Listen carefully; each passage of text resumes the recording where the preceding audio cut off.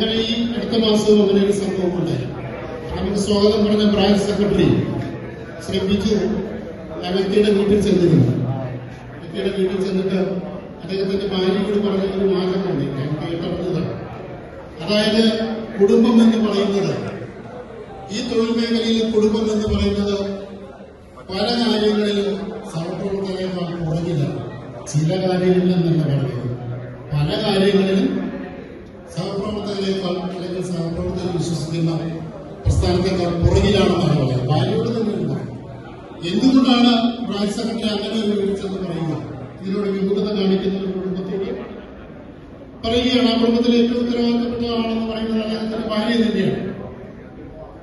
അതിന്റെ കാരണമെന്ന് പറയുന്നത്, വീട്ടിൽ നിന്ന് പുറപ്പെട്ട് ഗ്രൂപ്പ് ബുക്കിംഗ് ഓഫീസിൽ അല്ലെങ്കിൽ ജോലി ചെയ്യുന്നത് എവിടെയാണോ ആ ഓഫീസിൽ എത്തിക്കഴിഞ്ഞാൽ പിന്നീട് അദ്ദേഹത്തിന്റെ മുഴുവൻ കാര്യങ്ങളും ഞങ്ങളോടൊപ്പമാണ്. ഒരുപക്ഷെ ഭാര്യയോടൊപ്പം ഊണ് കഴിച്ചതിൽ കൂടുതൽ ഞങ്ങളോടൊപ്പം അദ്ദേഹം ഊണ് കഴിച്ചിട്ടുണ്ടാകും. വീട്ടിൽ കൂടുന്നിറങ്ങിയതിനേക്കാൾ കൂടുതൽ ഞങ്ങളോടൊപ്പം ഉറങ്ങിയിട്ടുണ്ടാകും. വീട്ടിലിരുന്ന് പത്രം വായിച്ചതിനേക്കാൾ കൂടുതൽ ഞങ്ങളുടെ റെസ്റ്റ് റൂമുകളിലുള്ള വിശ്രമ സ്ഥലങ്ങളിലുള്ള വിശ്രമ മുറികളിലെ വായനാ മുറിയിൽ നിന്ന് പത്രം വായിച്ചിട്ടുണ്ടാകും. വീട്ടിലുള്ളവരോട് സംസാരിച്ചതിനേക്കാൾ കൂടുതലായിട്ട് ഞങ്ങളോടായിരിക്കും അവർ സംസാരിച്ചിട്ടുണ്ടാകുക. കാരണം വീട്ടിൽ നിന്ന് ഇറങ്ങിക്കഴിഞ്ഞ് 24, 36, 72, 96 മണിക്കൂർ കഴിഞ്ഞ് ചെന്ന് കഴിയുമ്പോൾ വീട്ടിൽ അത്യാവശ്യം കാര്യങ്ങൾ ചെയ്യാനുള്ള സമയം മാത്രമേ ഉള്ളൂ. അങ്ങനെ ഒരു കൃത്യമായ ബന്ധം സൃഷ്ടിച്ചെടുക്കുന്ന ഒരു തൊഴിൽ മേഖലയായതുകൊണ്ട് ആ തൊഴിൽ മേഖലയിൽ സഹകരിച്ചവരെ ആദരിക്കുകയും അവരോട് കാണിച്ച നൽകിയ സ്നേഹത്തിന് പ്രത്യഭിവാദ്യം, പ്രതിസ്നേഹം നൽകുക കടമയാവുന്നത് കൊണ്ടാണ് ഈ രീതിയിൽ ചടങ്ങുകളുമാണ്. അതുകൊണ്ട് തന്നെ അവർ നൽകിയ സംഭാവനകൾ അത് 4 പതിറ്റാണ്ടിനടുത്ത് നീളുന്നു. 35, 36 വർഷം സർവീസ് കഴിഞ്ഞു പോകുന്ന ഈ 35, 36 വർഷം കുടുംബത്തോടൊപ്പം കഴിയുന്നതിനേക്കാൾ കൂടുതൽ സമയം ഞങ്ങളോടൊപ്പം ചെലവഴിച്ചു എന്നുള്ളത് കൊണ്ടാണ് ഈ ചടങ്ങുകളിൽ ഈ നേതാക്കന്മാരെ സംസാരിച്ചിട്ട് ഞാൻ ഇവിടെ നിർത്തുകയാണെന്ന് പറഞ്ഞുകൊണ്ട് അവസാനിക്കും. പറഞ്ഞാലും തീരാന്തത്തിന് ഹൃദ്യമായ ബന്ധം. ഒരു പുരുഷോത്തമൻ ആദ്യമായിട്ടായിരുന്നു ഇത്രയും സമയം ഒരു വേദിയിൽ ഇങ്ങനെ ഇരിക്കുന്നത്.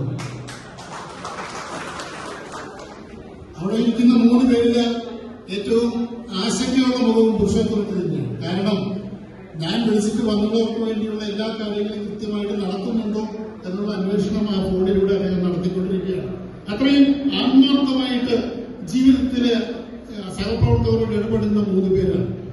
പണ്ട് ബാലചന്ദ്രൻ കൊള്ളിക്കാട് ഒരു കവിത എഴുതിയിട്ടുണ്ട്. കവിതയിൽ 2 വരികൾ. കൊലപാതകത്തിനും ആത്മഹത്യക്കുമിടയിലൂടെ ആർത്തുപായുന്ന ഒരു ജീവിതം എന്നുള്ള വരികൾ തിരുവനന്തപുരം പ്രസ് ക്ലബില് ഞങ്ങളൊരു സമ്മേളനം നടത്തിയപ്പോൾ അവിടെ അന്ന് പങ്കെടുത്തിരുന്ന എംപിമാരും മന്ത്രിമാരും ഒക്കെ എടുത്ത ആ സമ്മേളനത്തിൽ പറഞ്ഞിരുന്നു, ഒരുപക്ഷെ ഈ ആത്മഹത്യക്കും കൊലപാതകങ്ങൾക്കും ഇടയിലൂടെ കടന്നുപോകുന്ന ജീവിതമായതുകൊണ്ടാണ് നിങ്ങൾ നിന്ന് സർഗധനരായ കലാകാരന്മാരും സർഗധനരായ സാഹിത്യകാരന്മാരും സർഗധനരായ ജീവിതത്തിലെ വ്യത്യസ്ത മേഖലകളും പ്രത്യക്ഷപ്പെടുന്നത് അഭിനന്ദനാർഹമായ രീതിയിൽ ഉണ്ടാകാൻ കഴിയുന്നവര് ഉണ്ടാകാതെ എന്നുള്ളൊരു ചിന്ത അവിടെ പങ്കുവച്ചു. പക്ഷെ അതിനെ അതിജീവിച്ചു, അതിനെയും കൂടി അതിജീവിച്ച ഒരു കലാകാരൻ ആണ് വേദിയിലിരിക്കുന്ന ടി.സി. സുന്ദരൻ. അത് അഭിമാനമുള്ള കാര്യം തന്നെയാണ്. അത് വിളിച്ചു പറയുന്നത് ആർഭാടമാകുന്നു, അത് സത്യമല്ലേ.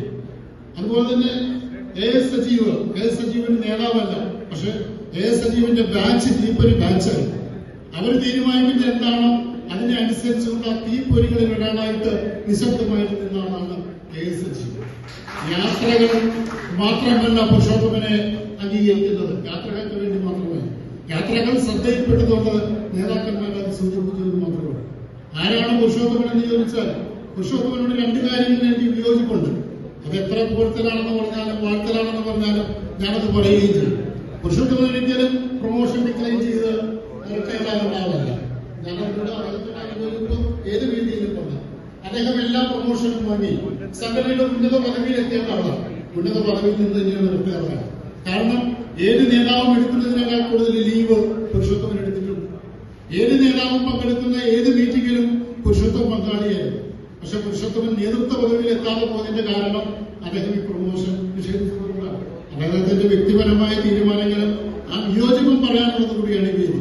പക്ഷെ പുരുഷോത്തമൻ ഇല്ലായിരുന്നുവെങ്കിൽ, പുരുഷോത്തമൻ എന്ന് പറയുന്ന ഒരാളെ സംഘടനയിൽ ഇല്ലായിരുന്നെങ്കിൽ യാത്രകൾ മാത്രമല്ല അത്രയും സോഷ്യൽ മീഡിയ വ്യാപകമല്ലാതിരുന്ന കാലത്ത് എല്ലാ പ്രചരണങ്ങളും നോട്ടീസുകളിലൂടെയും പോസ്റ്ററുകളിലൂടെയും ഫ്ലെക്സുകളിലൂടെയുമായി ഓരോ നേതാക്കന്മാർ എഴുതി കൊടുക്കുന്ന നോട്ടീസിന്റെ മാറ്ററുമായിട്ട് എറണാകുളത്തെ പുരുഷോത്തമൻ കയറിയിറങ്ങാത്ത പ്രസ്സുകളില്ല. ആ പ്രസ്സുകളിൽ നിന്ന് പ്രൂഫ് കിട്ടിക്കഴിഞ്ഞാൽ ആ പ്രൂഫുമായിട്ട് വീണ്ടും നേതാക്കന്മാരുടെ ആഹ്വാനം കാത്ത് പ്ലാറ്റ്ഫോമിൽ പുരുഷോത്തമൻ ഇരിക്കുമായിരുന്നു. ചില നേതാക്കന്മാരിൽ നിന്നും മലയാളം വാക്ക് എന്നതാണെന്ന് കണ്ടുപിടിക്കാൻ പഠിപ്പിച്ച സ്കൂളിലെ അധ്യാപകനെ വിളിച്ചു ചോദിക്കേണ്ടി വരും. ആ രീതിയിലാണ് എഴുത്ത്. പക്ഷെ പുരുഷോത്തമൻ അവിടെയെല്ലാം ക്ഷമയോടുകൂടി നേതാക്കന്മാരെ കാത്തിരുന്ന ഈ നോട്ടീസുകൾ എല്ലാം തയ്യാറാക്കി, ഫ്ലക്സുകളെല്ലാം തയ്യാറാക്കി, ബാനറുകളെല്ലാം തയ്യാറാക്കി. മാത്രമല്ല ഇതെല്ലാം എവിടെയെല്ലാമോ എത്തിക്കേണ്ടത് അവിടേക്കെല്ലാം കൊടുത്തുവിടാനുള്ള ഉത്തരവാദിത്വം പുരുഷോത്തമൻ സ്വയം ഏൽക്കുമായിരുന്നു. പുരുഷോത്തമൻ നിന്നിട്ടുള്ളത്രയും റിസർവേഷൻ കൗണ്ടറിലെ ക്യൂവില് വേറെ ഒരു തൊഴിലാളി നിന്നിട്ടുണ്ടാകില്ല. സകല നേതാക്കന്മാരുടെ റിസർവേഷന് വേണ്ടി അന്നത്തെ കൗണ്ടറുകളിൽ മണിക്കൂർ കണക്ക് പുരുഷോത്തമൻ ക്യൂ നിന്നിട്ടുണ്ട്. നേതാക്കന്മാർക്ക് വരുന്ന വണ്ടി നോക്കി ആ ടിക്കറ്റുകൾ അവരെ ഏൽപ്പിച്ചു കഴിഞ്ഞ പുരുഷോത്തമൻ